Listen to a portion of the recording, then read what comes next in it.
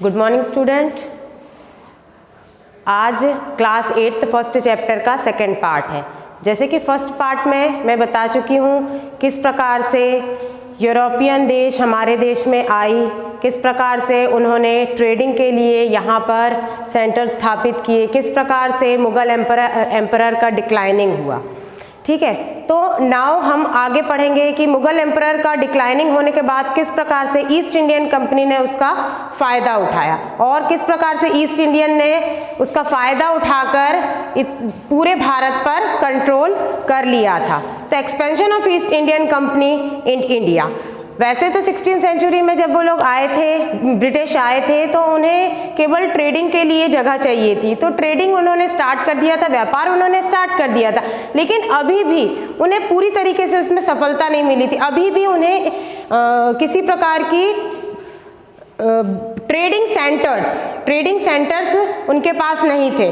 तो वो इस उद्देश्य से वो लोगों ने बहुत ट्राई किया और at last Jahangir, Mughal emperor Jahangir के समय में Jahangir granted permission to the company open the trading centre in 1613 में जहांगीर ने ब्रिटिश को ट्रेडिंग सेंटर बनाने की अनुमति दे दी। उसके बाद ड्यूरिंग 1615 टू 1619 उन्होंने बहुत सारे ट्रेडिंग सेंटर्स यहाँ पर स्थापित कर लिए थे, जैसे कि आगरा, सूरत, अहमदाबाद, इन जगहों पर उन्होंने अपनी ट्रेडिंग सेंटर स्टार्ट कर ली थी। Then Thus the company business and supremacy increased by leap bond in India। तो इस प्रकार से उन्होंने पूरी तरीके से सुप्रीमेसी स्टार्ट कर दी थी। Now next topic is Anglo-French rivalry and Carnatic war। Anglo-French rivalry. फ्रांसीसी कंपनी जो थी वो भी यूरोपियन कंपनी थी, फ्रांसीसी कंपनी थी वो भी यहाँ पर ट्रेडिंग के लिए आई थी। तो इस ट्रेडिंग में Francis company and east Indian company दोनों के बीच में राइवलरी हो गई थी। दोनों के बीच में एक कंपटीशन था कि कौन कैसे आगे बढ़े और कौन अपनी मार्केटिंग पावर को आगे बढ़ा सके, लेकिन दोनों में काफ़ी अंतर था। ईस्ट इंडियन कंपनी जो थी वो प्राइवेट कंपनी थी, उन्हें बहुत कुछ करने की स्वतंत्रता थी, वो जैसे भी चाहे पॉलिसी अप्लाई कर सकते थे, जब चाहे पॉलिसीज को अप्लाई कर सकते थे। लेकिन जो फ्रांसिस कंपनी थी वो एक गवर्नमेंट कंपनी थी, जिसे अपने किसी भी रूल को फॉलो करवाने के लिए गवर्नमेंट परमिशन की आवश्यकता होती थी। उस समय जो ईस्ट इंडियन कंपनी थी जो अपना ट्रेडिंग स्ट्रॉन्ग बनाने के लिए भारत में आई थी, उन्होंने हर प्रकार का संभव प्रयास किए। वहाँ के ईस्ट इंडियन कंपनी के जो एम्प्लॉयज़ थे वो भी बहुत वफादार और कहना चाहिए कि बहुत ही हार्ड वर्क थे। लेकिन इसी के विपरीत फ्रांसीसी जो कंपनी थी वो इतना ज़्यादा हार्ड वर्क नहीं थी, क्योंकि वो पूरी तरीके से गवर्नमेंट पे निर्भर थी, तो थोड़ा वो अपने काम को लचीलापन दे देती थी। ठीक है, अब इन दोनों के बीच में इस प्रकार से दोनों के बीच में राइवलरी थी, और ये राइवलरी कब जाके दुश्मनी में बदल गई इसका पता भी नहीं चला, और दोनों के बीच में परिस्थिति इतनी विपरीत हो गई कि दोनों में युद्ध हुए। पूर्वी क्षेत्र और पश्चिमी क्षेत्र को ईस्ट इंडियन कंपनी ने पूरी तरीके से कंट्रोल कर लिया था। यही क्षेत्र फ्रांसिस के भी थे और यही क्षेत्र ईस्ट इंडियन कंपनी के भी थे। तो फ्रांसिस और ईस्ट इंडियन कंपनी के बीच में राइवलरी बहुत ज़्यादा बढ़ गई, और इस राइवलरी को यानी कह सकते हैं आप कि एक दूसरे को उन्होंने नीचा दिखाने के उद्देश्य से या एक दूसरे को गिराने के उद्देश्य से उन्होंने हर संभव प्रयास करने प्रारंभ कर दिए, जैसे कि कम से कम दामों में अपने सामानों को बेचना चालू कर दिया, या फिर या फिर और भी कई तरीके उन्होंने अपनाए। और इसी ड्यूरेशन में उन दोनों के बीच में 3 कर्नेटिक वार भी हुए। The first Carnatic war 1746 to 1748 and the second Carnatic war 1748 to 1754 and the third Carnatic war 1756 to 1763। तीनों वॉर फ्रांसिस और ईस्ट इंडियन कंपनियों के बीच में हुए। But the dream of the France company to gain political supremacy in India came to an end. और लेकिन जो सपना था फ्रांसिस का पूरी तरीके से भारत की ट्रेडिंग पे कब्जा करने का, वो उसका सपना चूर चूर हो गया। British East Indian Company found a new door open to establish their supremacy over entire India। और उन्होंने फ्रांसिस को इतना विवश कर दिया, इतना मजबूर कर दिया कि एट लास्ट उन्हें भारत छोड़ के जाना पड़ा। अब ईस्ट इंडियन कंपनी के पास पूरा संपूर्ण भारत था ट्रेडिंग के लिए। Okay, now British conquered of Bengal. Bengal में ब्रिटिश सत्ता की स्थापना किस प्रकार से हुई? 1756 में अलीवर्दी खान की मृत्यु के बाद सिराजुद्दौला को बंगाल का नवाब बना दिया गया। सिराजुद्दौला को ऐसा लगता था, उसे ऐसा लगता था कि British were trading in Bengal without paying tax and this had the loss of royal treasure. उसे ऐसा लगता था कि बिना टैक्स पे किए जो ब्रिटिश उनके बंगाल पर जो ट्रेडिंग कर रही है, व्यापार कर रही है, उसे उसके ट्रेडिंग ट्रेजर, रॉयल ट्रेजर को कहीं ना कहीं नुकसान पहुंच रहा है।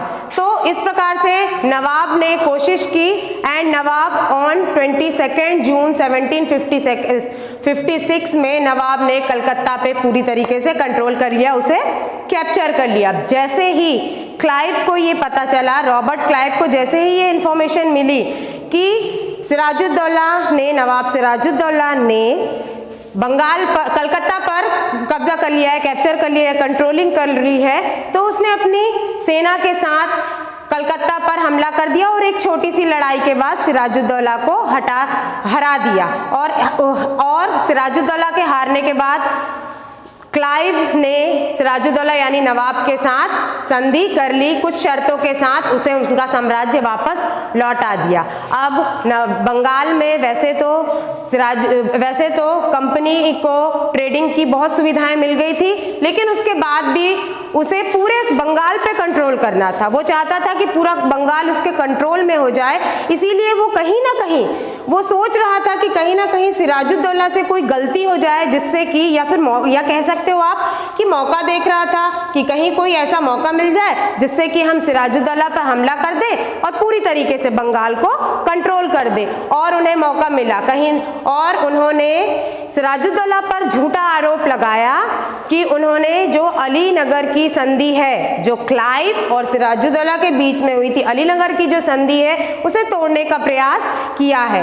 और फिर सिराजुद्दौला नवाब और क्लाइव के बीच में युद्ध हुआ, जिसमें नवाब हार गए और रॉबर्ट क्लाइव ने बंगाल का नवाब मीर जाफर को बना दिया गया। मीर जाफर नवाब बने, लेकिन नवाब बनने के बाद मीर जाफर को भी कहीं ना कहीं ऐसा लग रहा था कि